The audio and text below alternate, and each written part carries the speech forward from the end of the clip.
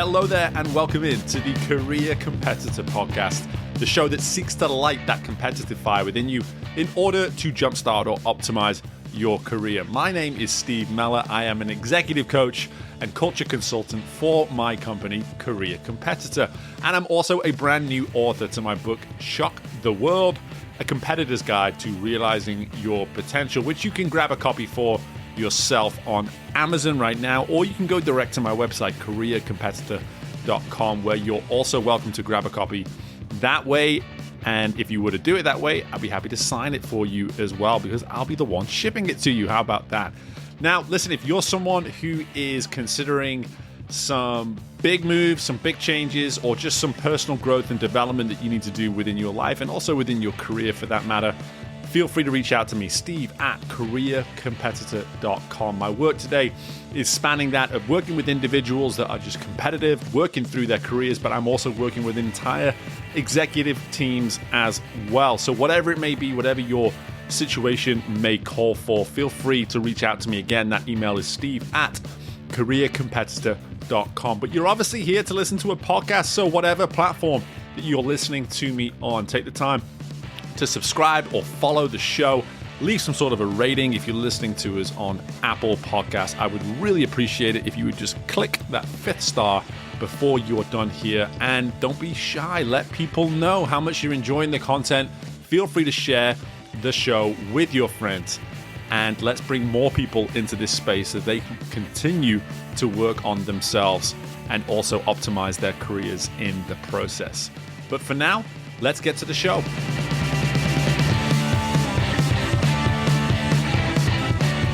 Okay, well, my guest today is not only a fellow countryman, but he is, in fact, was raised on the same cobble streets as myself, as we both grew up around the city of Chester and even pursued the sport of swimming at the very same pool.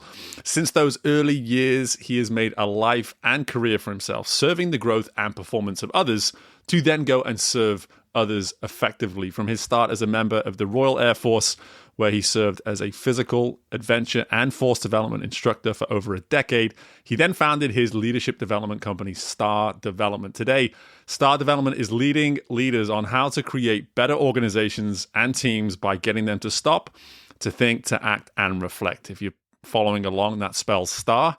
And they do this throughout the UK and even beyond as well. A husband, a dad, and even a fellow podcast host on his show, #Leadership, What's on Your Mind. It's my pleasure to welcome into Career Competitor, Mr. Stuart Waddington. Stuart, how are we doing? I'm very well, thank you. And I'm smiling here because it's always nice to be on the other side. And it's just nice to have a great intro like that. It makes you stop and think, doesn't it? About what you've achieved a few things. You've achieved a few things. There's no doubt about it. And I think it's actually one of my favorite things to do. It's funny you bring that up. It's one of my favorite things to do with every guest, is because every time I'm writing these things, I think, how are you going to impact the show? What are you going to bring to the show? And, for me, so much of that content is revealed, even in the introduction, even if it's not obvious at the surface.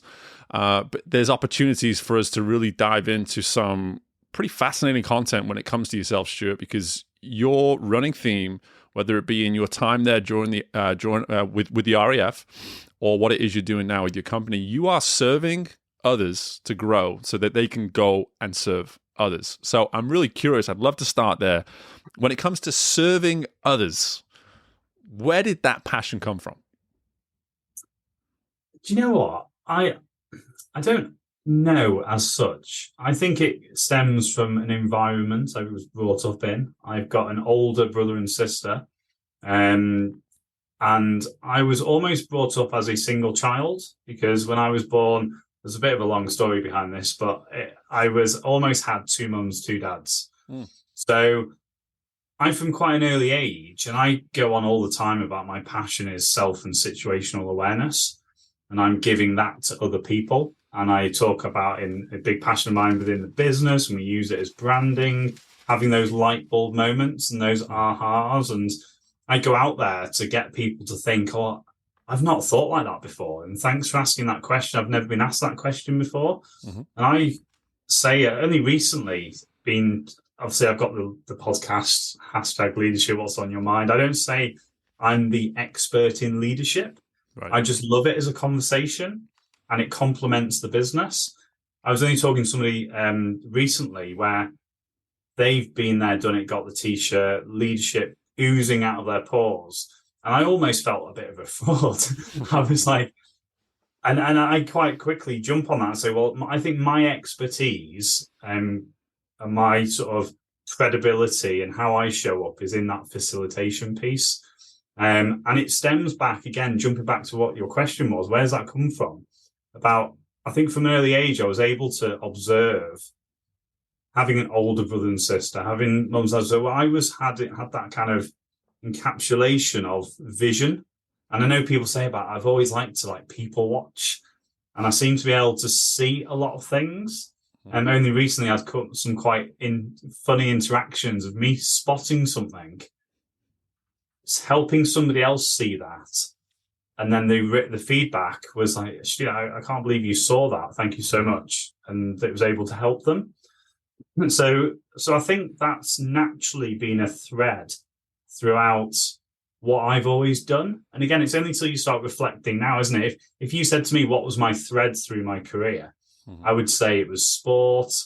I would say it was a passion for high performance, and obviously latterly into the soft skills of personal development, team and individual. But you are right.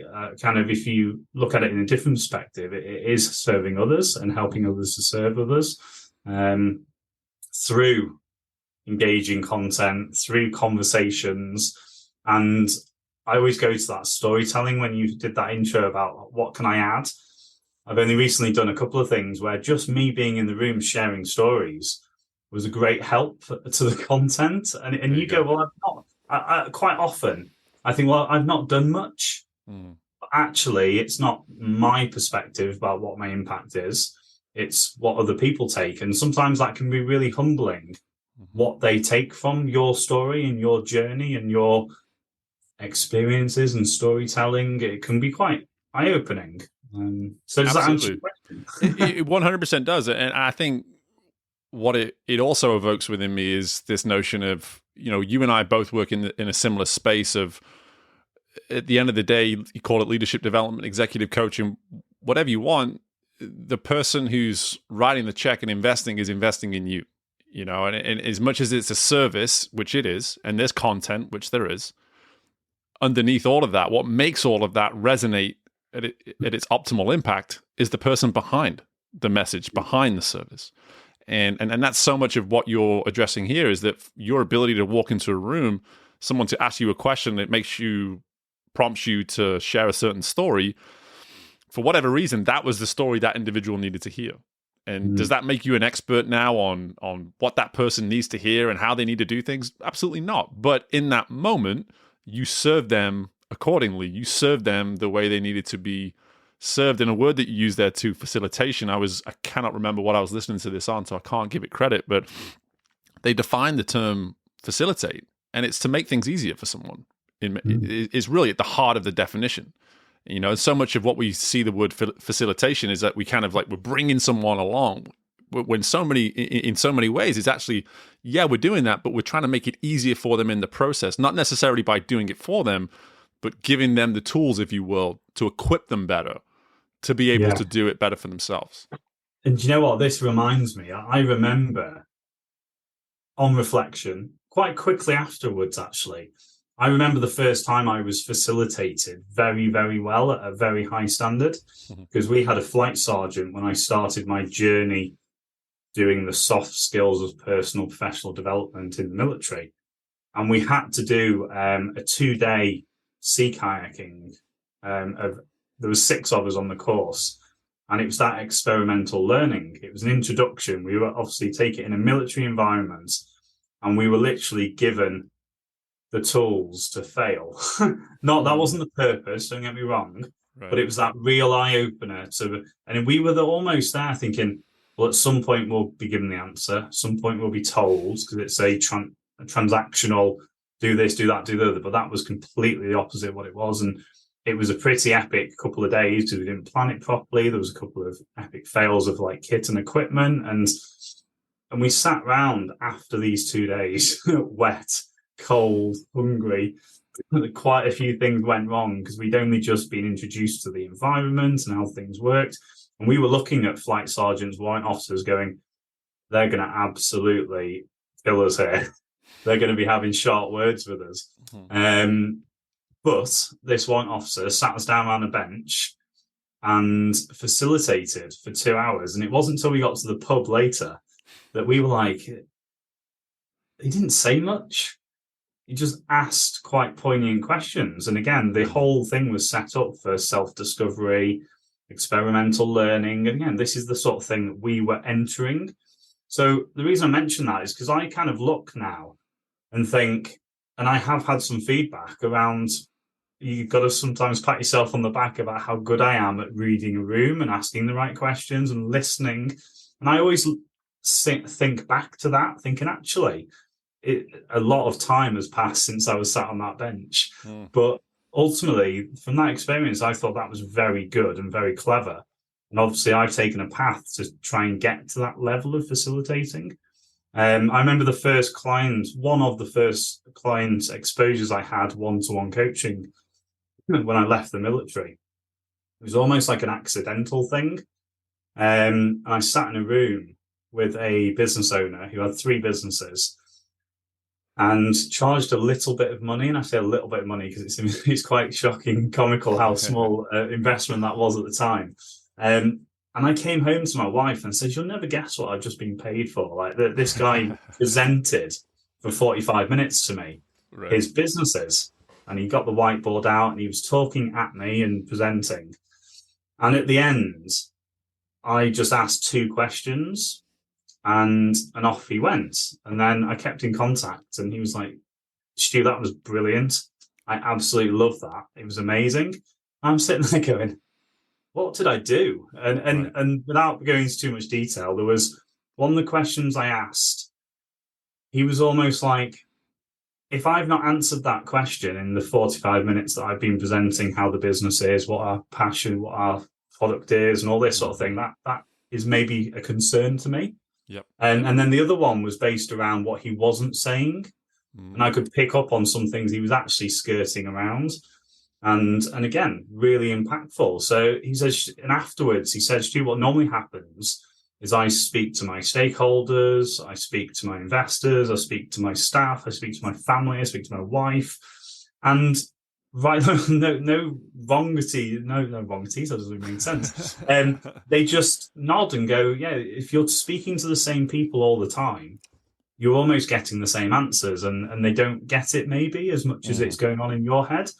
Until you get somebody who is external, they've got no investment, no bias anywhere, and I just listen and I can pick up on things.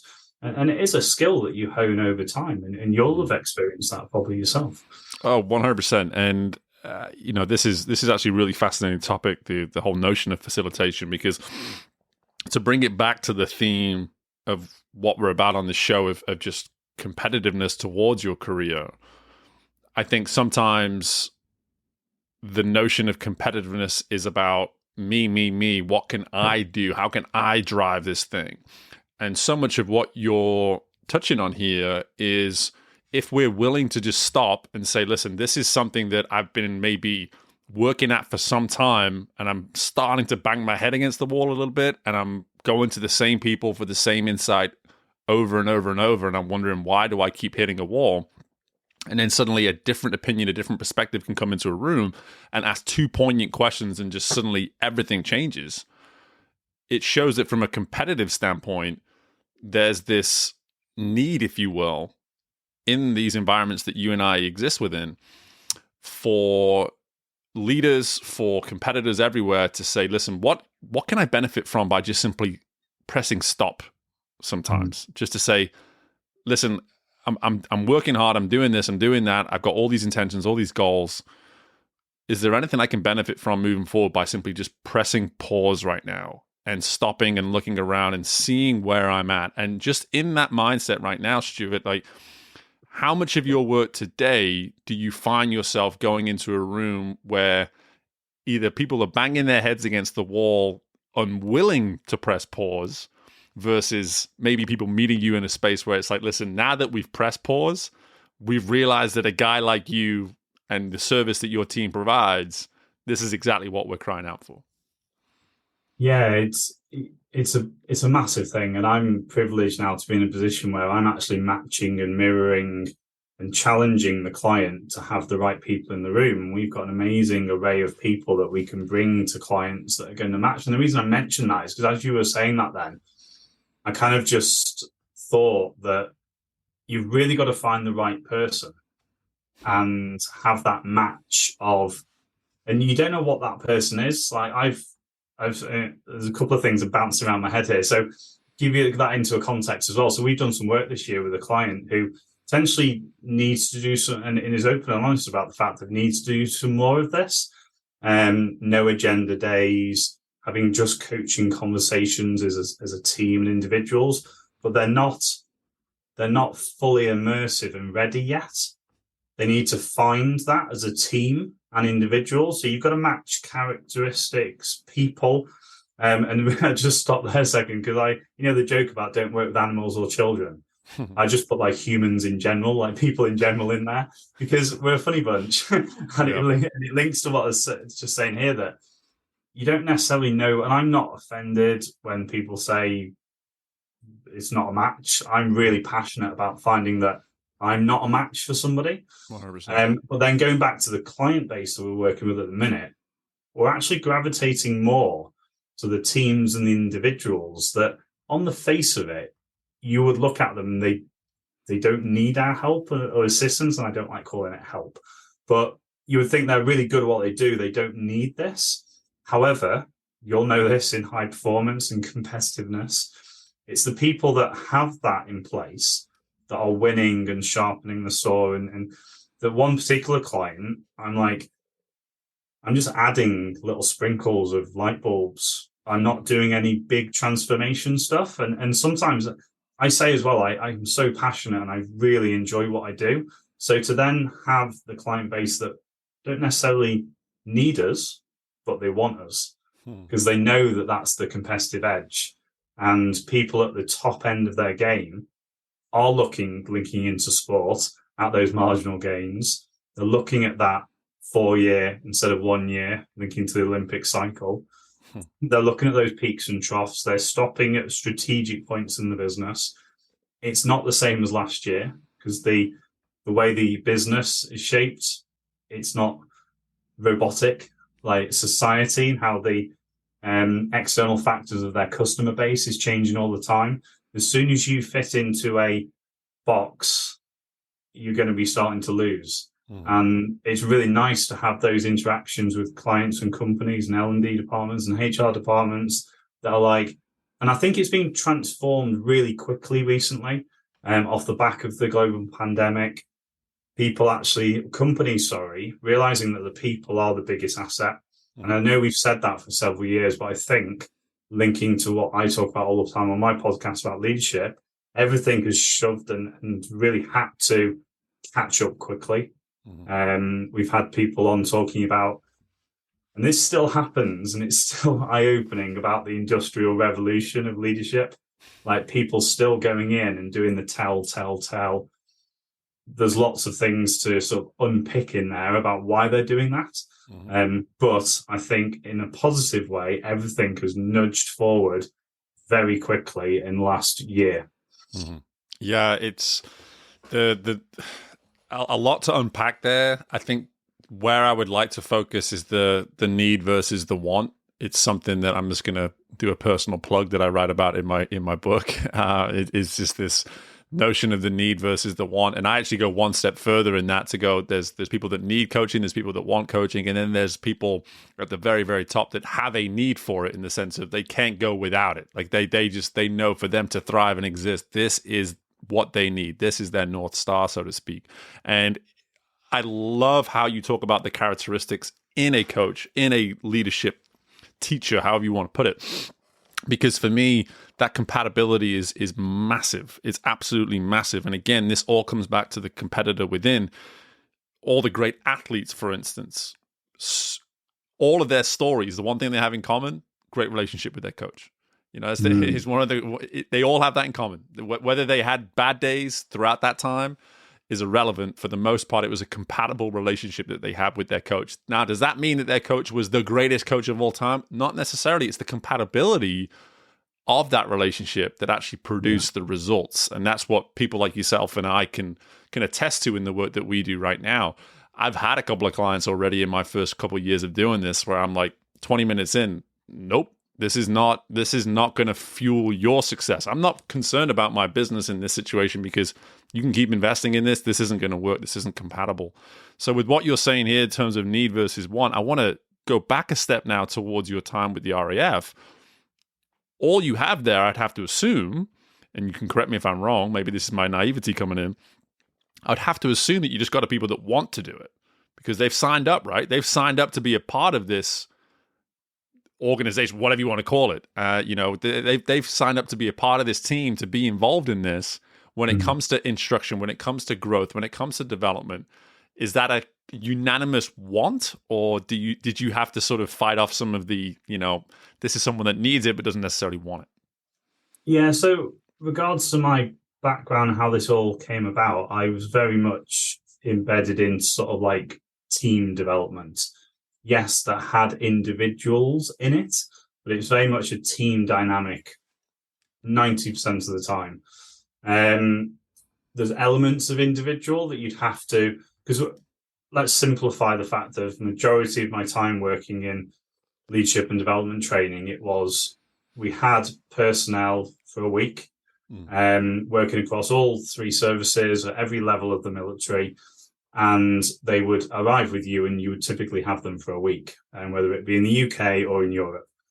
And this is where the beauty of it was as well, because a lot of the perception of what they were coming to do, and again, this is sort of averaging it out, was that they were coming away from work and they were having a great time in the outdoors. They were going to be tested and it was in a fun environment. And in the military terms, there was no rank in adventure training. So you literally no uniforms.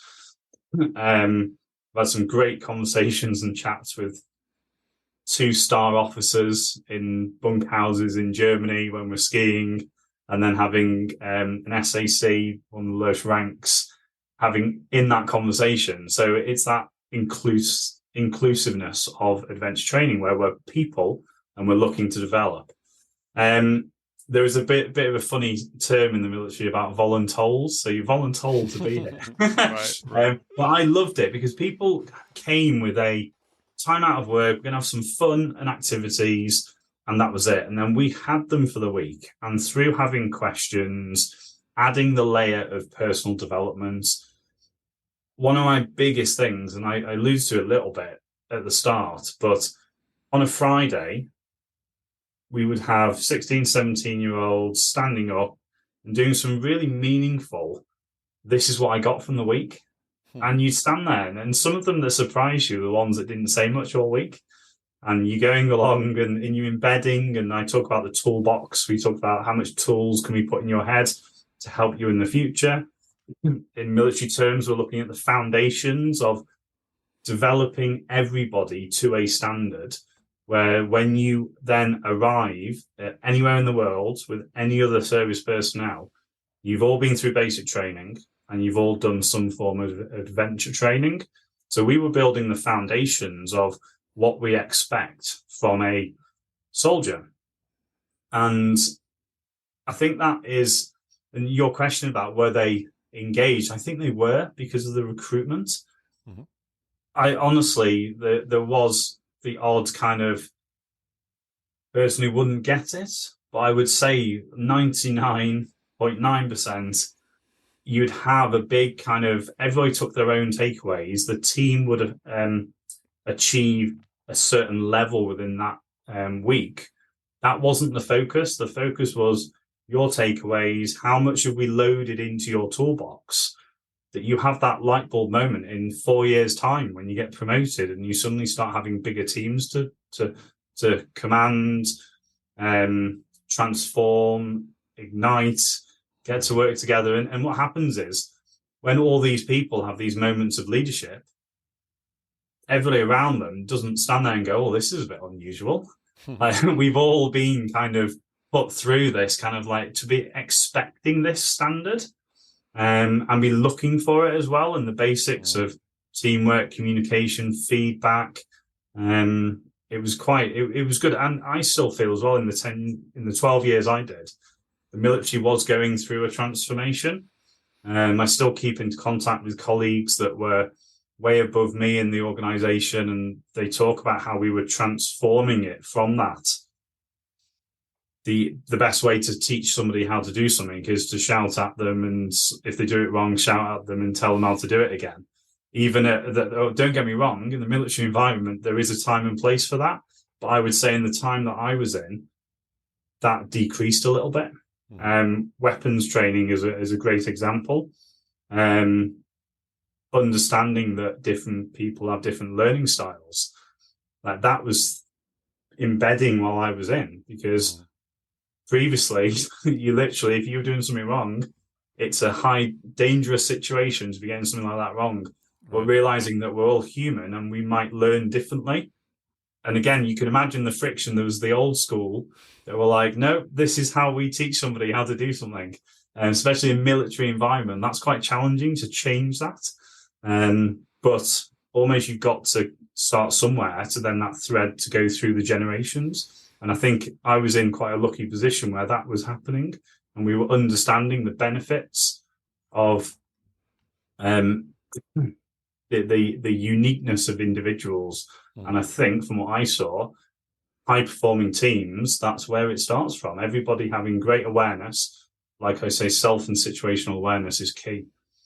Yeah, so much of what you're talking about there with the history of the military and even that friction when you were in it of the old generation versus the new, it's a shift from assuming how someone needs to be coached to identifying how somebody needs to be coached. And it's in so many ways, it's actually a really small gap. It's just a moment. It's literally refraining from just reacting and instead taking a moment and figuring out how best to respond. You know, just a real small shift, but it's got to be a deliberate one. You've got to have a heightened consciousness to it as well. And while you were talking there too, this notion of almost like pre-equipping and pre-educating a 16, 17-year-old so that when they are in that certain position in their career with that specific amount of influence for the first time, what can they already know? What can they have already been taught to equip them, to educate them in ways that's going to put them in the most effective position? And that's how we can really, within this conversation, kind of bring it to the present day. And you can now look back on so many years, so much experience of how you've been able to make influences in, quite frankly, high volatile, high pressure teams, which is that of the military, any form of military. I mean, we're talking about that type of situation potentially at some point. Now you've got this thing I would have to assume, which is called time, when you're working with teams, whatever the organization, whatever the field, they can actually be a bit more composed. They're not in, potentially the midst of battle or anything like that. What does that look like now? Like, talk to me a little bit just to help our listeners. Like, what is your typical approach now to, and this is kind of a big question, maybe a little vague even to a certain extent, but what does that sort of traditional approach to best equipping leaders that you work with today? So as I kind of go into the business of that real importance of stopping and finding when you say about coaching as well, I'll probably talk through that. It gives a really good open window to what we're dealing with right now and how we approach it. Mm-hmm. So really listening to what somebody thinks they want and then what we can offer. And I sort of tip my hat to that as far as when I first left, I was almost knocking on doors going, I could do all of this. Mm-hmm. And then all the people I was talking to didn't know what all this was, and they didn't know what they wanted or what they needed. Mm-hmm. So having like open, honest conversations, I love learning from every interaction that I have. So I think that's really good how I'm able to like come across. I'm intrigued, I'm interested. I don't know your business. When I left, I thought I was going to be on a big negative because I didn't have any business experience. Like, who's this guy coming from the military and thinks he knows loads about leadership or loads about business? Right. I'm like, well, that's the thing. I don't. Like, I love being part of the process. And actually, going back to something that triggered my mind earlier on. One of my, he was an ex-colleague of mine, but he's ex-army, and I came across him within the first 12 months. And it still resonates with me that his big passion was to get rid of clients. And it links to what you were sort of alluding to about that relationship and that building of connection between a coach. Because I was like, I love that, because my big thing is about adding value. And I've got to be giving value and adding value. So the idea is, yes, to try and equip somebody to then not have to be with you to hold your hand and become sort of like, I need you in my life because you're giving me all the answers. Amen to that. Yeah. However, people sometimes stay with you because they just like it. Like you said, the people at the top, they like and they love the process. But I've had interactions, and when I've been doing research and companies that have had coaches in for like 5 years, and they're like, I don't know what to talk about anymore. And that's set with me. So that's why we've got an amazing pool of people that honestly, I will not allow somebody to stay with a coach if they're not getting value from it. So our passion is to either get rid of them in the nicest possible way. What normally happens is that we plug somebody else in, and somebody that is very detailed will want all the theories, all the philosophies, and we've got people that have that extent of knowledge. But then, like yourself and myself and some of the people we've got in the business, they've got a high-end sport backgrounds. So they like somebody that comes with that detail, that difference to the corporate world, and it can open up really interesting, creative conversations that they can then take back into the business. I feel like I waffled a bit then. Did I answer the question? No. Well, you know what? I set you up to waffle at the same time, but you didn't waffle. I think there was some real. There's a detail there that's really important to highlight, is this notion of listening to what they think they need, and then producing what it is you think you can offer them and help them with. And I think that's a good starting point. And I think sometimes when we look at a relationship like this, it's like, okay, what's the beginning and what's the end? Like, where are we trying to get to with this? And I think sometimes if we get too focused on where we're going, that destination, it can almost paralyze you in terms of how to start, how best to start, or it can maybe make you start incorrectly, whereas if you're saying here, present day, this is what someone thinks they need, this is some of the issues that they've been dealing with, or these are some of the intentions that they have. I'm going to listen to that, and I'm going to facilitate that in this moment, and over time leave myself open to the opportunity for this to move in different directions and maybe even come to an end. Maybe even it comes to an end at some point, but instead of us identifying exactly how it's going to end first, why not just get started? Why not start as organically and as with as much intention as possible? And that's what I'm hearing. Yeah, and also I've just sort of like saying that saying about that relationship. I was only had an experience recently where I was asked to facilitate a session with like 14 hours notice or something. It was quite a short time. And I was asked, you just do what you do, read the room. This is online as well. So it wasn't reading the room face to face. Yeah. And they said, we've been dropped a little bit because somebody's fallen ill and they're okay, but we need somebody to fill this gap. Just tell the stories, facilitate the room, talk about high performance leadership, transformational leadership. And I was like, brilliant, I love that. Like, of course I'll do that, not a problem at all. And then I was given the flow, and I looked at the flow, and it was all the good stuff that I really liked. One of the David and Mark Hay was in there, and I'd hosted him on the podcast, so I already had a connection there, and I could talk about that. And we did the session, and it just made me really reflect. And one of the guys who got me in to do it said, how did it go? And I said, well, I really enjoyed it. And he said, that's really interesting to say, because that's one of his key things of how did the session go? Because if I enjoyed it, hopefully the people on the other side are going to enjoy it. Mm-hmm. And it really made me think, well, what have I actually done there? Because I've not reinvented the wheel. I've not come up with the groundbreaking thing that is the new thing in leadership or the new thing in team. I'm just pulling a lot of resources and strings that are written in books that I've learned over time, and I'm knitting them together with stories that I've had, stories that I've heard. And I think it's more about your then personality of how you come across. And I had somebody sitting in that was going to deliver it the following week, and they weren't as experienced or they hadn't been doing it as long. So they were like, I can't believe you did that in like 14 hours, and I had to sleep between that and that. It wasn't like 14 hours. It was like I got it on the Sunday night, had to deliver it on Monday morning. I actually walked around with the content on the dog walk and thought, right, I've got this, I'll go with it. Yeah. And I did actually think if this had happened 3 years before, I would have been really nervous. I would have been really nervous. I need to hit those points. I'm not too sure about that. But that's a sign of like me developing and being comfortable, because I can go in different directions. And I think then when somebody turns up like that, you have that, and hopefully I am able to get that trust. And I actually said to the guys, I said, listen, I was good in this last night. I didn't know whether they knew that or not.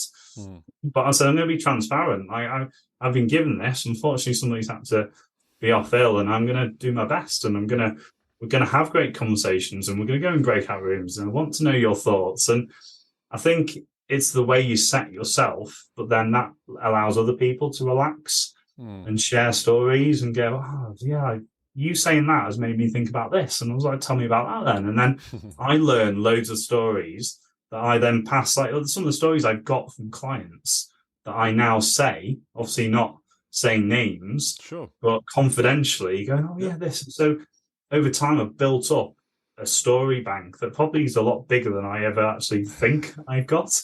Until you're in that situation. Yeah, I'm an avid storyteller myself, especially with clients, and so I get that in abundance. And I think something that's coming through here as well as we start to wrap up is the way you view success in the work that you do. You know, there's that subjective element to it where you can just say, did I enjoy that? You know, was that good for me? And right here at the end, I'd love for you just to maybe wrap it up with this notion of the competitor that you are. So in an example like that sounded like it was a win for you. It was a victory for you to walk away from that sort of session and say, hey, I enjoyed it. That was good. But, you know, if we just call it an example of how you consider and define winning versus not winning, I don't like saying losing, but, you know, not winning. I'm curious, how do you compete with yourself? How do you compete with your performance each and every day? How do you assess it? It's very much impact led and people led. So one thing that jumps to my mind, and again, it was another moment like that, but maybe 2-3 years ago when I was still in that kind of, how do I fit in this environment? Am I able to do this? What impact can I have? Who am I to share my stories? I actually did some work with the civil service, and it was across lots of departments in the civil service. So the Passport Office, Department of Work and Pensions, the Home Office, and it was all lawyers. And I was thinking, oh, wow, like how have I managed to get into a situation where I'm facilitating a session with 20 lawyers? And it still makes me really proud and I really sort of push myself to achieve this over and over again.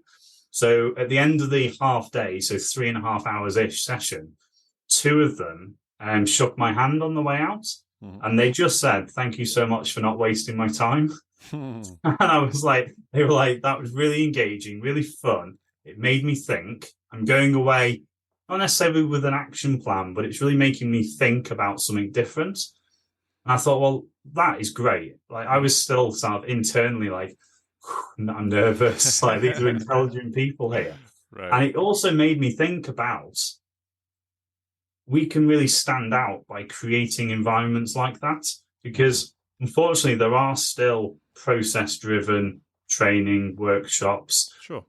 Sometimes coaching. I've had a couple of coaching sessions where the person I'm going in to coach isn't necessarily wanting coaching. it's almost like, oh, I don't get it. I'm around the boardroom. Oh, let's meet Stu. Like, what's this all about? So obviously I'm going into those environments a bit more confident now, but previously, and this person's been a director of a company for 20 years. Like, what's all this about? And then they come away going, that was quite enjoyable. As it wasn't what I thought it was going to be. And again, I think that's because it's not process driven, not telling them what to do. We're having conversations and giving them that time to sort of breathe and reflect and analyze and all those sort of things. So I think that for me, that is very driven.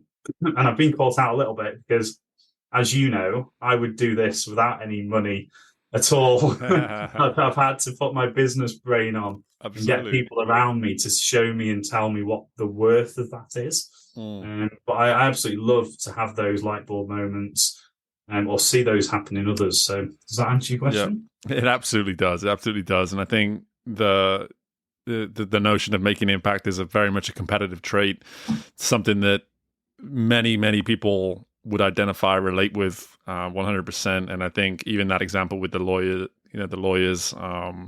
I think it's great. I think it's great because those are the victories that people don't talk about too often. You don't see that in the win column. It's not publicized. Someone coming up to you, shaking your hand and saying, thank you for not wasting my time is certainly would be considered a win and a victory in that moment. But Stuart, I knew it would be like this. I knew we would talk each other's ear off and we would knock out 35, 40 minutes of content without even blinking. And so with that being said, I want to let everybody know before you go where they can learn more about yourself and certainly your company as well. Yeah, so the company's Star Development UK, so you can hit those up at all socials.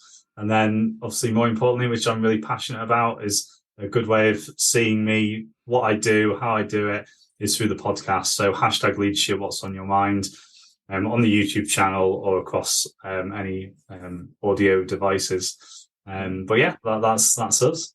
Absolutely. And if you go back about 10, 15 episodes, you'll find one with me as the guest. So yeah, it certainly will. It was a good conversation. It was a good chat, wasn't it? It was a good chat.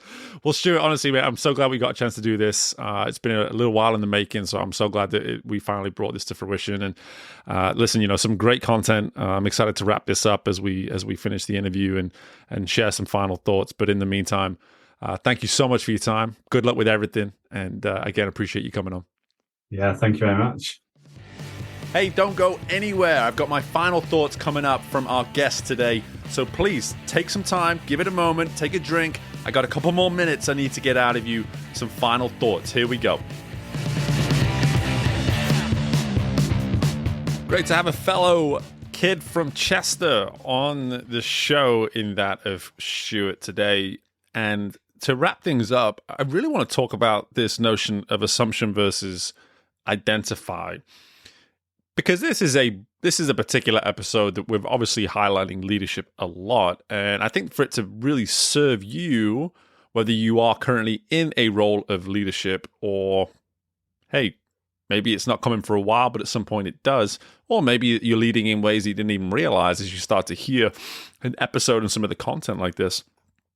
The notion of assuming how we should lead versus identifying how we should lead takes a level of awareness in leadership that can really separate you in a competitive way. It can set you up to go on and achieve things, have greater impacts that can facilitate your growth, facilitate your performance, certainly facilitate your career.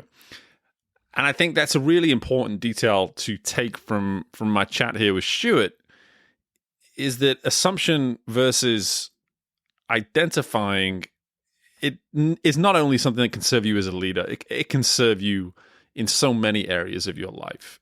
And that's a theme here within the topic of leadership as well. So many elements of leadership can serve you in other areas of your life. But to keep it focused on this notion of assumption versus identifying, I really encourage you to almost reflect, if not build a heightened consciousness to how you take a moment, pause, and choose to identify instead of assume.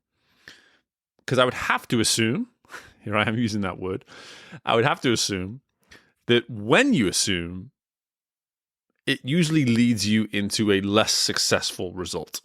That when you take that moment and compose yourself just enough, identify what's going on, identify the situation, identify with the individual involved, whatever it may be, and however you may be looking to serve what's going on in front of you,